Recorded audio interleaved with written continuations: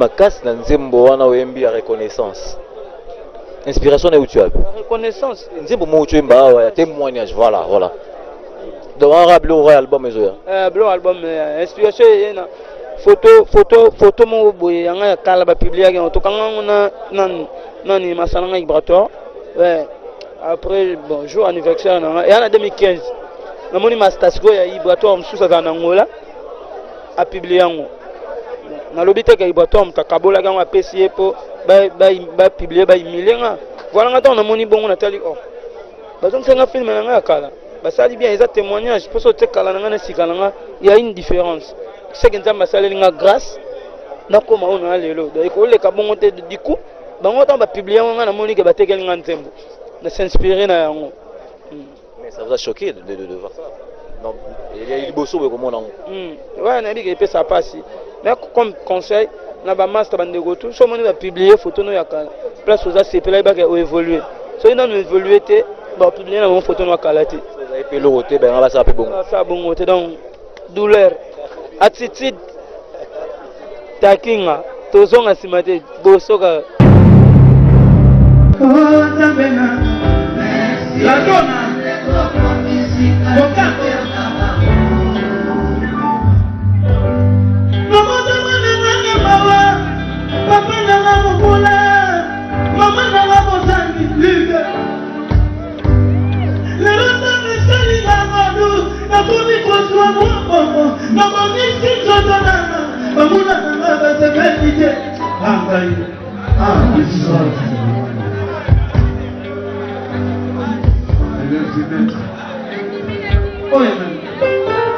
la carrière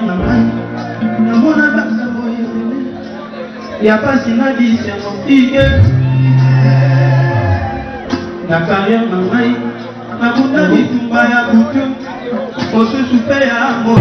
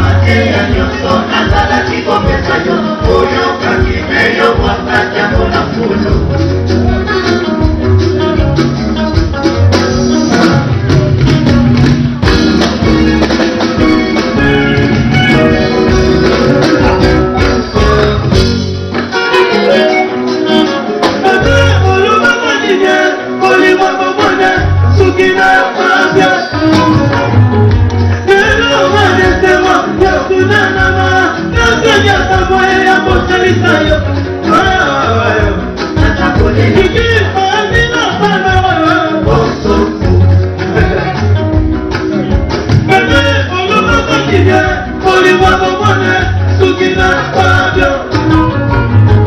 Hello, Maletema, Yokunanama, Tanzania, Samoya, Wakalita. Nasapole na yote haleluya. Comment on dit l'homme est trop? Quand il c'est l'homme que Arnaud c'est l'homme que Bobo japonais Y'aura des bouquins Patiana bouquins Bana mana waja L'Italie Wofana la fille Ya papa J'ai tout des filles Ya papa Les bons qui foutent Ya papa Il connaît tout ma ouais Ya papa Flore m'a dit d'ici Ya papa Nancy Kassomo Ya papa Joseph Antifuela Ya papa Omena l'analyse Ya papa Denis Fundabor Ya papa Yola Mbuna Pesena Mbuna Mana mama. Voilà, on a pour mappé parce que aussi na plainte podium. Dans les fanatiques au travers le monde, va retenir les locaux moro na répétition les lots. Au pire ça va programme nion sur zalango. Au pire ça va activité nion sur pire ça va vrai bien comprendre agenda na. Ouais na répétera awa lundi répétition coulisses na banda de 10h à 19h et puis le lot jeudi na banda de 16h à 22h. Voilà donc le 8 mars Tobet dans le village chez Temba. Dans quand chez Temba pour madame Deborah. Tobet en a pour la basse bas garçon $10 et puis bassi $5. Donc couple $15. Voilà. Musique on a ouvert ba finga mais ba cadre ba se pela nango. Ba cadre o bet o font la université. C'est que musique non éducatif. Moni de musique ti papa matin quand ayo ka musique na yo. C'est que à comprendre que oui voilà pour battre monsieur ba musique ba miki c'est là bon papa monsieur matin kanda aolobanga na beta pa na été so daki bongo ba boss Eric Mandala aolingate na mbele nzembo so daki bongo ba boss wa Patrick Bologna aolingate na mbele nzembo so daki bongo ba boss ba gouverneur moko Siningo Bila na mbongo banga mo gouverneur oui et puis donc voilà ba tchanga pe men na bango te tala quand même niveau ya bateau na bango po musique na ngeze éducatif. Voilà, ça c'est l'émission coulisses des artistes. Toyaka vraiment la place aux musiciens, artistes avec un grand tas, bah travaillaka, bah bongisaka pour que bon livre la public. Na ILK, na collation, ya ILK, bah poni bien affilé. Donc voilà, surtout bête musique moya éducatif, ya moins ça bon. Moi j'aimerais vraiment te laisser, mais un mot par rapport à l'émission. En tout cas, merci na Télé 7 émission qui toque on a vu tenir dans le banal surpris na yebo na moni maman bozo ba image na bien voilà muto alinga boulot na ya za rendez-vous par contre ba msu ba za raye no uta saler l'autre comme da ko senga voilà donc to continuer boyer ça là bien. Voilà, moi Kayou, moi remerciement à tous ces gens, Batunayo, Babiro Nayo. Moi je salue Tropenza déjà parce que voilà Masalanga depuis Masalanga de lutte sur la micro, si l'autre on va télé 7 donc Tropenza je dis un grand merci. Voilà, on a passé Batutu Balinga Ngambote voilà. Batunya su Balinga bien affilé. Bielé. Ouais, yango mona lobby bango tu bambote. Ça t'a moi na ta balifante no on a bien Ephraim Miradu le bébé de papa. Papa vous salue.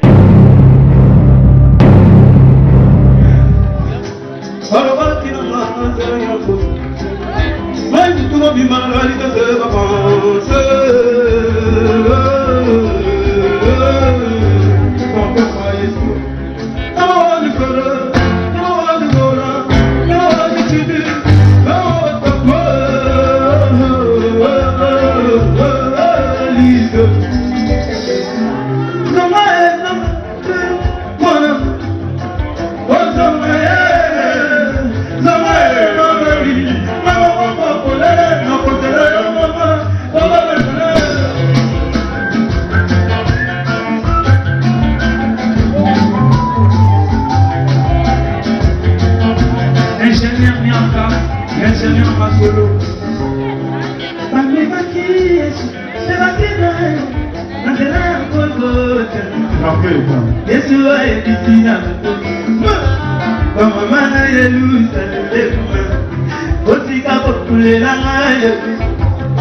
Otika, maman, comment on a mis le mot s'il vous plaît?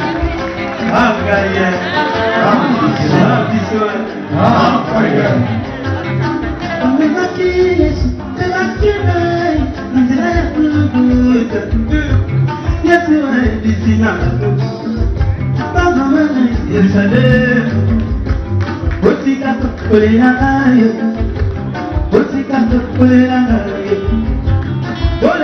La musique na bino ndenge ezosifate kotika kolanda ngai kotika kolanda ngai esika nga nakotaka yo ebite esika nga nalalelaka yo ebite yaya tika nokolanda ngai makomonitele nakomi odistraire yo yaya aza distrait antitile takinga on avance on ne recule pas.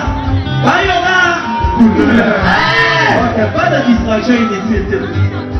Bon, il a dit ça, on a la polémique, il a dit la vidéo, on a le succès. Peut-être on va voir comme on a été. Encore moi, les gens qui m'ont eu. Ah, Gaïe. Ah, Bissou. Il y a un moment qui l'a gagné. On dit la mise. On va nous voir comme on l'a mis dans la main. On va pas mis en main. On va aller dans ton salon, dans la télévision. Ya. Papa travaille sur le coup, papa dit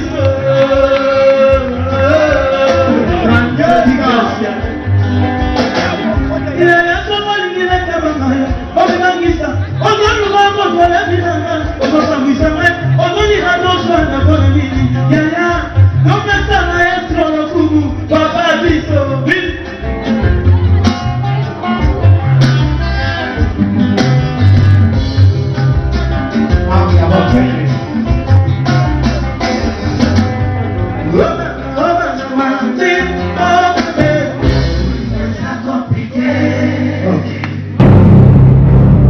Merci à vous, vous étiez tellement nombreux à nous suivre, à suivre votre émission Coulisses des artistes aujourd'hui. Nous étions chez Bunafilé, vous avez suivi la répétition. Comment est-ce que la répétition est l'équipe, comment est-ce que Makambo et Salami, donc Bino Bouzali, vous allez révéler la palais qu'on a vu sur Bomouni, comment est-ce que l'artiste a exhibé, talent naïe, il y a artiste naïe, il y a orchestre Mobimba, vous avez au moins compris comment est-ce que structure Maramboya au Salama. Je vous dis un grand merci parce que vous êtes tellement nombreux. Je salue particulièrement celui qu'on appelle mais c'est Raymond les managers intelligents, mais c'est Raymond, je salue également celui qu'on appelle Papi Lucan le Real de Madrid, mon Dipro, mais également celui qu'on appelle Chibo Mouting à l'international. Je salue également ADT André Njeka, Jires Lay derrière la caméra, il n'a pas essayé de parce que Jires Nim Tassala design à bien à la bouille. Donc je dis un grand merci à vous, un grand merci à tout le monde parce que vous allez ébélé à Rolanda Bisso, l'émission à Bisso, la PCB merci Mingi. Nan lo mingi boy, artiste musicien, artiste comédien, artiste plasticien, artiste nyonso za ngo ça. Benga biso juste numéro ça juste affiché dans bas écran, contact na biso, benga biso to solo na yo. To ya iska yo répétaka. To ya iska c'est la répétition, c'est la coulisse ta yo. To ya to ba image pour que to diffuser la télé 7 pour la coulisse des artistes. On est ensemble avec vous, nous sommes arrivés pratiquement à la fin. Nous nous retrouvions prochainement. Peace.